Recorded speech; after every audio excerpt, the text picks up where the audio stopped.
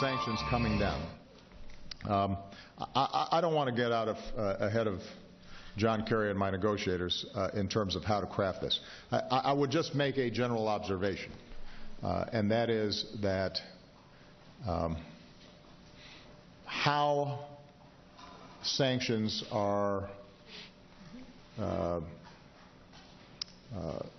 lessened, how we snap back sanctions if there's a violation.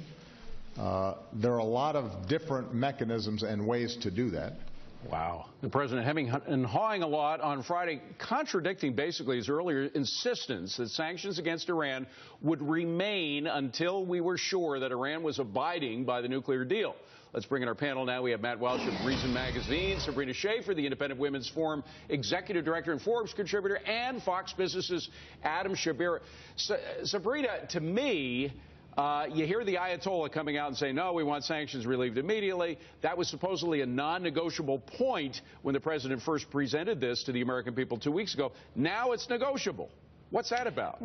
Right. I mean, there's a reason he's hemming and hawing, and that's because this deal is so bad. Look, David, what's so concerning is that as we lift these sanctions and money goes flowing into Iran, that's going to actually sort of reinforce their military standing. It's going to make it so that they have fewer, regulations on and inspections, and at the same time, they're going to have more funding for their projects. So this is very concerning all around. Matt, we just had Evan Bayh on as he was leaving. You said this is the thing that scares him more than anything else. Hillary Clinton has begun to say similar things out there. We have an irresistible force of a president, a lame duck president, who really wants to get a deal above all. But we also have an immovable object of a Republican Party right now that is not going to be more likely to want to give up sanctions 3 months from now when 3 big senators are running for president and going to be talking about this. So I think we're getting closer to a deal, but we're getting closer to a deal that very few people are going to support, and that will eventually undermine it. Well, Adam, on the positive side, we did have the Senate last week unanimously deciding that any deal would have to go through them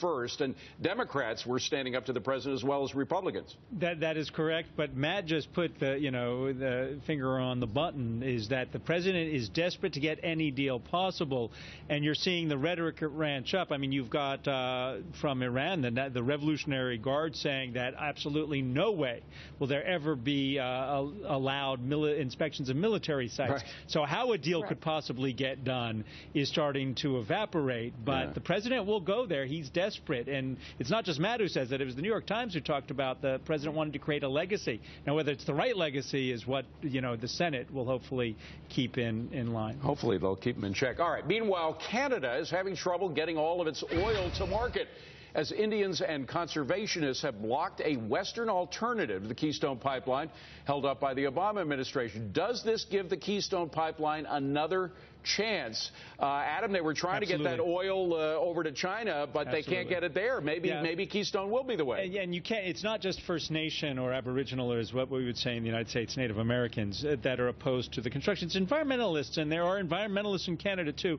who are opposed to it going through, Vancouver, through British Columbia. You've got Alberta, that province, versus British Columbia. But in the United States, remember, our government's own final assessment said that it would have no contributing factor to greenhouse gas emissions and global climate change because the going to come out of the ground and still going to be transferred via trains. So, and we have a pipeline already from Canada down to Oklahoma to the Gulf. It was the second pipeline we'd be doing. So we're already doing this. But so Sabrina, yes, the Keystone will get built one day. I'm just thinking that if it doesn't go to China, go west to China, it's got to come here, right? Which is good news for Americans.